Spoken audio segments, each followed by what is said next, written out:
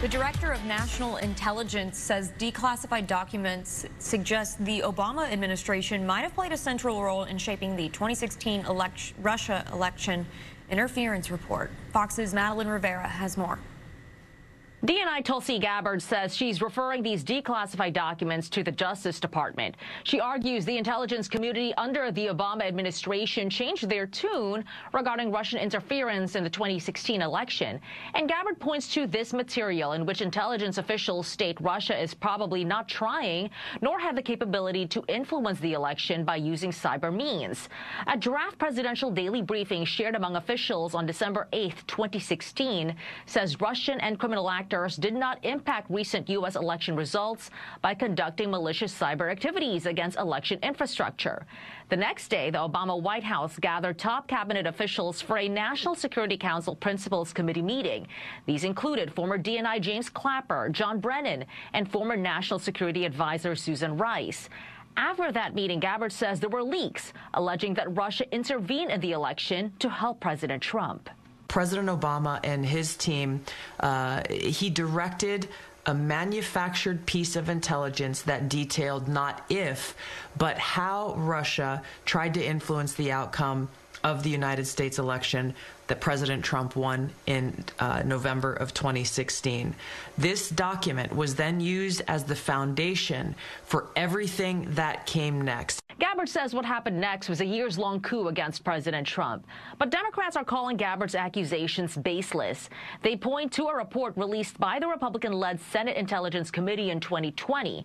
Democratic Senator Mark Warner says the findings reaffirmed that the Russian government directed extensive activity against U.S. election infrastructure ahead of the 2016 election, and that it used social media to conduct an information warfare campaign in order to benefit Donald Trump. The report, though, concluded there was no evidence any votes were changed or that voting machines were manipulated. In Washington, Madeline Rivera, Fox News. President Donald Trump says he's suing the Wall Street Journal and Rupert Murdoch for $10 billion. The Wall Street Journal published a letter that's allegedly from Trump to Jeffrey Epstein. The card was written in 2003 for Epstein's 50th birthday and included a sketched drawing of a woman. President Trump says the paper published false and damaging stories about him and that the reporting caused serious financial and reputational damage. This comes as the Justice Department asked a federal court to unseal grand jury transcripts tied to the Jeffrey Epstein case.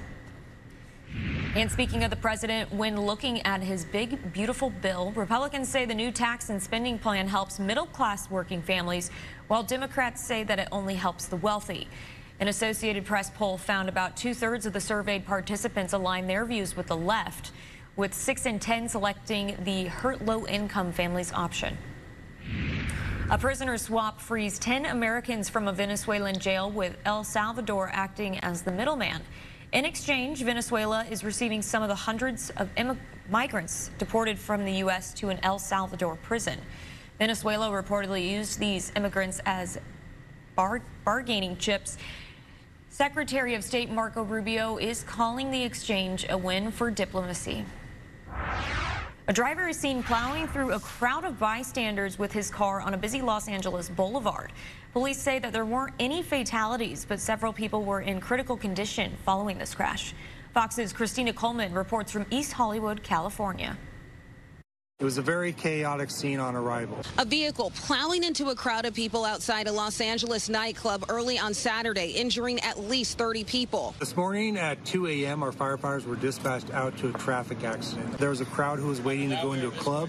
There was also a taco stand and there was a valet stand. So the vehicle drove through the taco stand, valet stand, and through a crowd of people. Police officers say some bystanders assaulted the driver. He was later taken to a hospital where paramedics discovered a gunshot wound. That driver was then pulled out of his vehicle, physically assaulted by the bystanders, and during that altercation, somebody produced a firearm and shot the driver. Police say whoever shot the driver fled the scene. They are also also investigating whether the shooter and the driver knew each other or whether the driver intentionally drove into the crowd. So we had help of LAPD. There's about 25 LAPD officers ultimately showed up on scene. We had 124 firefighters who came here to assist with this, what we call as a mass casualty incident. Authorities say 23 of the victims were transported to nearby hospitals and trauma centers. 7 of them were in critical condition. Another 6 were delayed or had other serious injuries as well. And then 10 were transported with minor injuries.